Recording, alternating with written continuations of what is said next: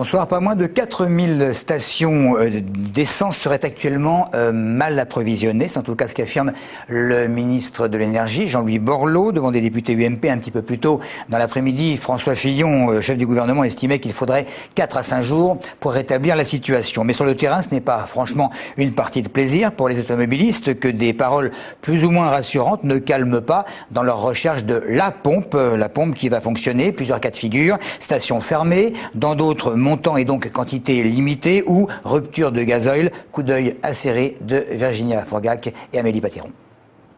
Première station-service que nous trouvons sur la Nationale 20, même avec du GPL dans les pompes, celle-ci est fermée. Il faut faire une dizaine de kilomètres avant de trouver de l'or noir.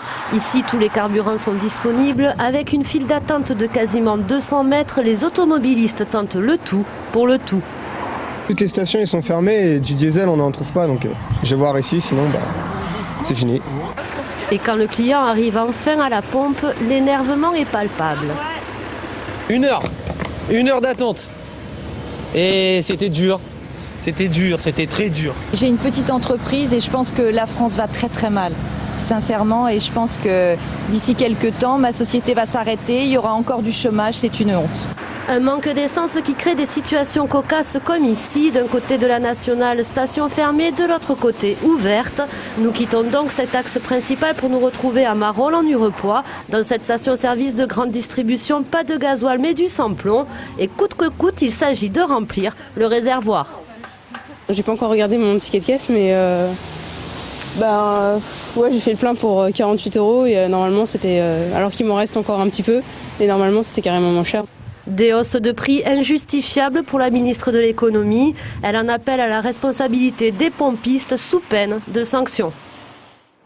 Une journée de mobilisation ce mardi avec probablement une querelle de chiffres en perspective, comme à l'accoutumée. Quoi qu'il en soit, depuis quelques jours, les lycéens manifestent, l'occasion pour les casseurs habituels de se déchaîner sur du mobilier urbain ou sur des voitures de particuliers. Une vingtaine, rien que dans le secteur de la gare TGV à Massy. Commentaire de quelques policiers, ce ne sont pas des lycéens qui sont à l'origine de ces dégâts, mais quelques dizaines de jeunes casseurs, quasi identifiés d'ailleurs, une vingtaine d'interpellations sur le département. Cela dit, côté lycéen, les départs pour les manifestations parisiennes se sont globalement déroulés dans le calme. Entre 10 et 20 établissements essonniens sur 45 étaient bloqués ou perturbés ce matin en Essonne et une vingtaine de personnes donc auraient été interpellées en tout sur le département. Le point avec Christophe Garnier et Sacha Perrin-Berriard. Avant de partir pour Paris, la plupart des lycéens se retrouvaient ce matin à la gare RER TGV de Massy. Globalement, l'ensemble des manifestations du département se sont déroulées dans le calme.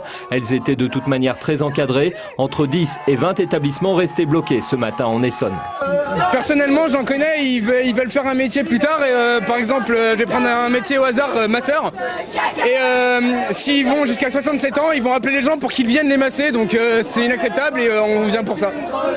À noter quelques incidents malgré tout, des vitres de voitures ont été brisées à Massy. À Corbeil, un affrontement entre forces de l'ordre et casseurs extérieurs aux lycéens ont eu lieu et un véhicule aurait été endommagé. À Arpajon, des lycéens tentant de bloquer la Nationale 20 auraient été évacués à coups de lacrymogène et d'après l'AFP, 2 voitures auraient été endommagées à Brétigny et une à Savigny.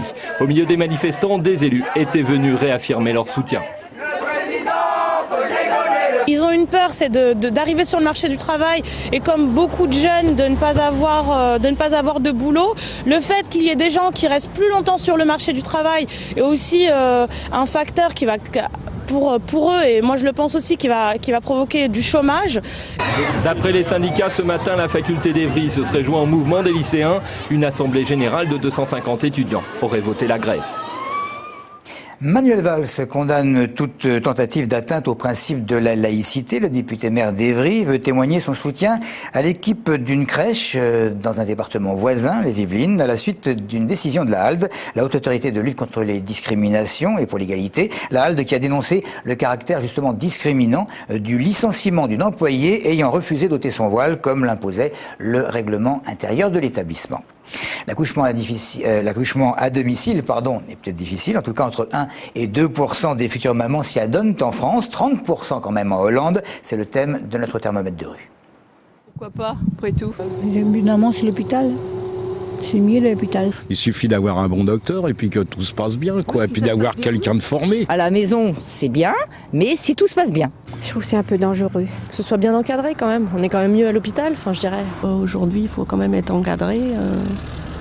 Et c'est pas la peine de prendre des risques inutilement. Moi, personnellement, je ne tenterai pas le diable. J'ai eu 3 enfants et ça s'est très bien passé à l'hôpital. Ça dépend, c'est à la personne de voir si elle préfère accoucher chez elle ou en clinique.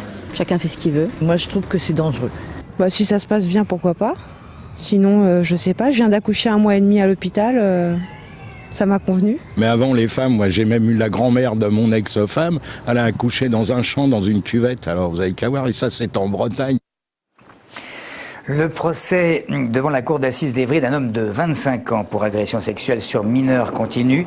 Le prévenu aurait sévi pendant 10 ans et aurait fait au moins 14 victimes. Les enfants avaient entre 2 et 15 ans. Hier, la cour auditionnait des psys sur la personnalité de l'accusé. Ce matin, c'était au tour de la mère du prévenu d'être entendue et le verdict est attendu pour la semaine prochaine, le 29 octobre. Puis nous revenons sur l'incendie d'un appartement hier à Vigneux-sur-Seine où 2 femmes âgées de 102 et 83 ans ont perdu la vie. Une autre serait encore hospitalisée entre la vie et la mort au Val-de-Grâce. Les circonstances du drame sont encore difficiles à définir. Certains parlent d'un court-circuit dans un chauffage d'appoint, mais les proches des victimes, très émus, évoqueraient un acte criminel. Le député maire d'Étampes, Franck Marlin, très opposé à l'augmentation des amendes pour stationnement de 11 à 22 euros.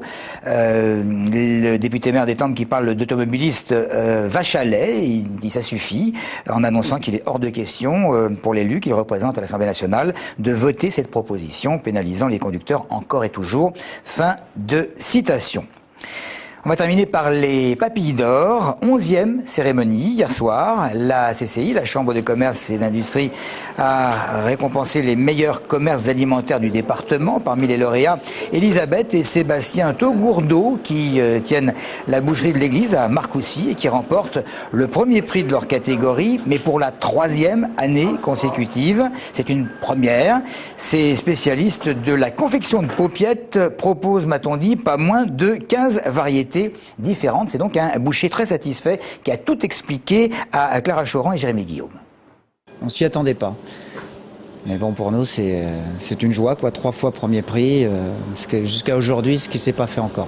Je pense que c'est dû à notre travail, à la qualité du travail, à l'accueil de la clientèle. C'est un ensemble sur la qualité de la viande.